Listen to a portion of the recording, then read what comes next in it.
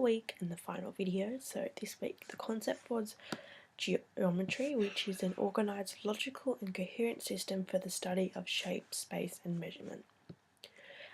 When I was doing all the work for this week, I did come across how so many things said that geometry is actually the most used mathematical concept in our everyday lives. And at first I didn't know if I agreed with this, but when I thought about it, time, money, moving, how to eat, just even day by day, what time do I get up, what time is it now, how much of this should I eat, how much does this cost, where is this, all those sort of questions are answered through geometry. I thought the different stages was extremely interesting. I especially like the Van Heel theory with the 4 different stages that we have to concentrate on with our children in our younger years. The 4th stage is one for older students, so it's mainly the first 3 ones. I liked how it was focused on thinking and not memorising, which is obviously what this whole entire unit has been about, getting children to understand the mathematics rather than just doing it because that's how they've been told to do it.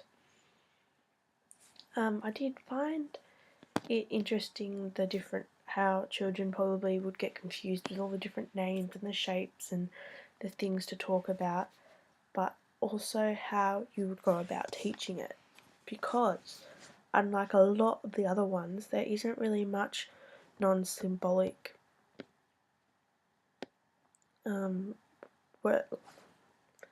words for it, so it's not really involved a lot of numbers when it comes to things like identifying shapes and things like that. So it is definitely a lot more visual than all the other units, all the other weeks have been. The syllabus starts in 2D shapes, which makes sense, moving on to 3D, but then I did read later on how we do introduce children to 3D shapes first, because it's what they see in their everyday lives, which made a lot of sense to me, so I'm quite interested to see how the syllabus focuses on 2D shapes in the foundation years. As we said, all on the focus, and that's the textbook that said we focus on 3-dimensional shapes first, not 2D shapes. That's when I linked in with my teaching strategy of having the shapes underneath the blanket and children having to determine what shapes they are just by feeling, so trying to find different properties. Is it smooth? Does it have corners? All things like that.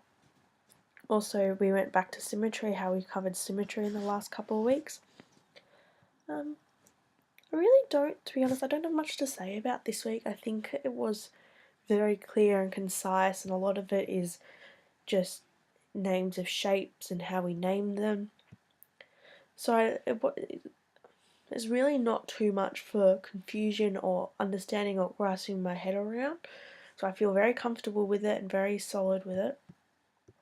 I think it's just using the right terminology, having children remember what the right properties are, what we call them, getting them to call vertices and faces and nets and all things like that. But compared to, in particular, say the place value week, which may actually seem clearer and an easier concept, I found that a lot harder to get my head around rather than this geometry week.